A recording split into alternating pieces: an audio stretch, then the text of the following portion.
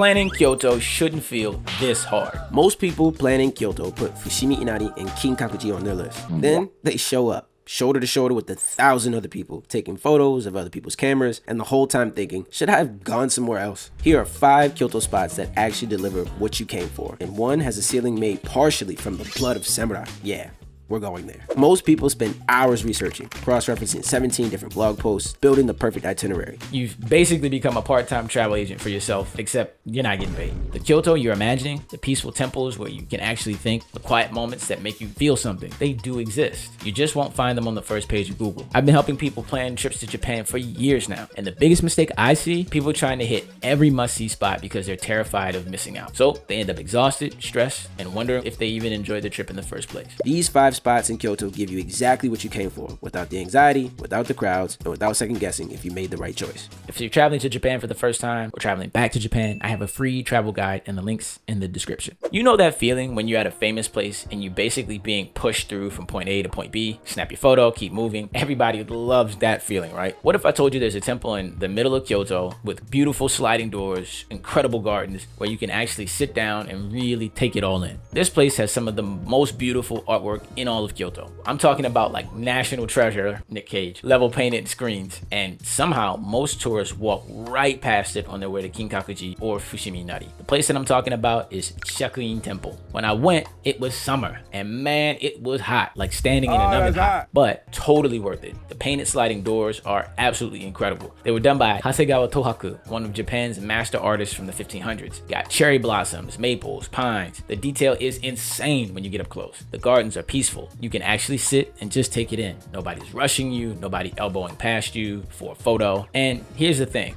it's so close to other famous spots, but most people skip it entirely. Why? Because it's not on that first page of Google. So more room for you. It's about a 20-minute walk from Kyoto Station, or if you want to save your energy for exploring, grab a taxi and it's about 7 minutes away from Kyoto Station. This is what you pictured when you thought about visiting a Japanese temple. Beautiful art, peaceful gardens, and time to actually be there. Not fighting for space, feeling rushed, but enjoying your time. Also, these 5 spots are just scratching the surface. I've got 5 more places like this in my free guide, plus exact train routes so you're not stressing about how to get there. Links below in the description. First, let me show you something that most people completely miss. Chishakuin is peaceful, beautiful, exactly what you're expecting from a Kyoto temple. Right? This next place, completely different vibe. And I'm not gonna lie, when I first heard about this, I thought somebody was messing with me. Picture this, you're sitting in a small temple in northern Kyoto, looking at a peaceful garden through 2 windows, one round, one square. It's quiet, you can contemplate, again, exactly what you came to Kyoto for. And then you look up at the ceiling, handprints, footprints, the outline of a body. The place I'm talking about here is Genkoan Temple. The windows are cool on their own. The round window represents enlightenment,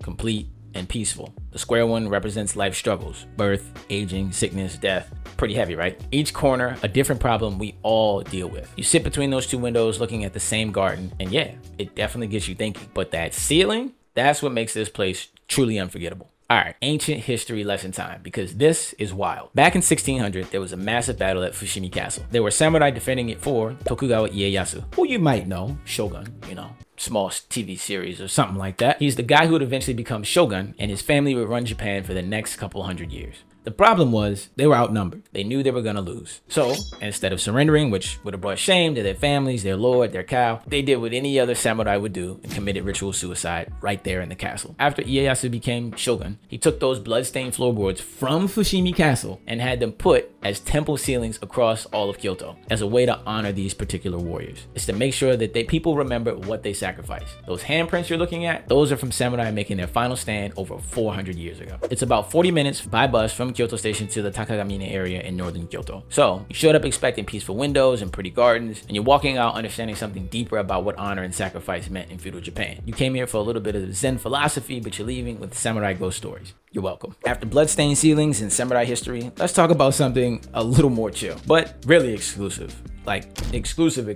What if I told you there's a garden so beautiful, so exclusive, they don't just limit crowds, they cap it at 100 people total for the entire day. Not 100 at a time, 100 people, period. And you can't just show up. You have to get tickets like you're trying to see a sold out concert. The place that I'm talking about here is Hakuryuen Garden. Hakuryuen is a private garden owned by a Kyoto apparel company. They only open it to the public for short periods of time. Think mid-October through early December for fall and around springtime for cherry blossoms. Here's how it works. You can't book online. Tickets are sold first come, first serve at Eizan Demachiyanagi Station starting at 9 a.m. People wake up early. I mean like 7 a.m. early because it sells out super fast. Entries around 16 to about 2,000 yen and it's cash only. So it might sound like, okay, why am I waking up at 6 a.m. to stand in line for a garden in a city with thousands of gardens? But trust me, this one's worth the dedication. The garden's beautiful, moss that covers everything. It's a bright green you can see in places that are only really well cared for. Stone steps that wind through trees, red bridges. There's 5 pavilions and each with its own unique view. In the fall, the way those reds and those yellows pop against that green,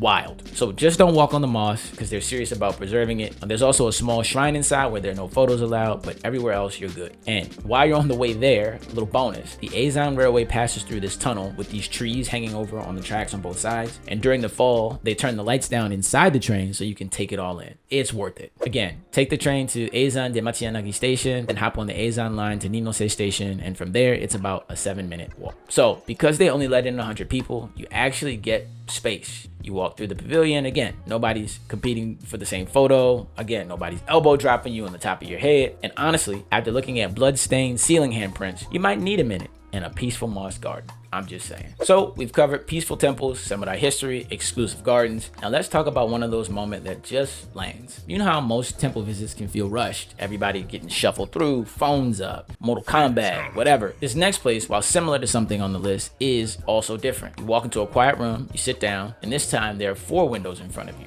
Each one frames a completely different view of the same garden. And for the first time all day, you're not thinking about what's next on the itinerary. You're just there, enjoying. The place I'm talking about here is Unryuin Temple, tucked away in the Higashiyama Hills. So this temple was founded in 1372 by Emperor Go-Kogon with deep imperial ties. The main hall is designated as an important cultural property and still has these sutra copying desks that were donated by emperors centuries ago. If you don't know, sutra is like Buddhist scripture. I guess that's the best frame for it. If you're into calligraphy or curious about that side of Japanese history, they do let you try using those desks and writing on your own. Nothing says vacation like sitting at a 650-year-old emperor's desk trying not to mess up ancient calligraphy. Again, no pressure. Most people though come for the windows I mentioned before, the shikishi no mado. The moment you sit there and contemplate, I think it just resonates again among the hustle and bustle that can be Kyoto. There's also the round window of enlightenment and the square window of confusion in another room. Similar concept to Genkoan, but way more peaceful. No samurai ghosts here. It's just you, 4 perfect window frames, and probably some existential thoughts about beauty and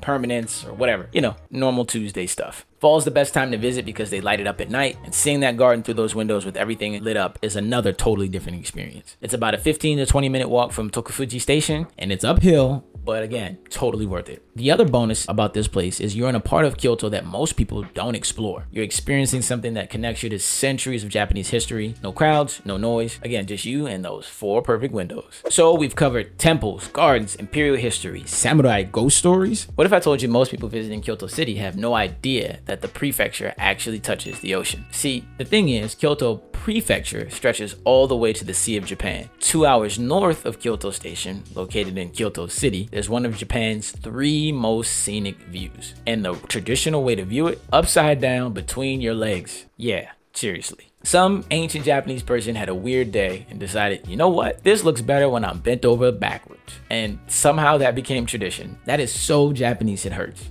I love Japan. The place I'm talking about is a famous sandbar located in Miyazu City called Amano Hashidate, the bridge to heaven. It's this 3.6 kilometer or about 2.2 miles for us Americans sandbar covered with about 8,000 pine trees that stretches straight across Miyazu Bay. From the mountains on either side, it looks like there's a pathway that connects heaven and earth. Like I mentioned, the traditional viewing method is called the Matanozoki. You bend over and look at it between your legs. Upside down, the sandbar looks like a dragon rising into the sky. You can walk or bike across the sandbar if you want to get up close. And if you've got time, the boat tour around the bay gives you a totally different perspective. You know, in case looking at it upside down wasn't enough of a perspective for you. Since you're up here, there's another spot about 15 kilometers or roughly like 9 miles north that most people also skip. The place that I'm talking about is Ine. It's a traditional fishing village. Ine has these houses called funaya. It translates directly as it's written to boathouse. The first floor is a boat garage. The second floor is normally where people live. They date back to the Edo period about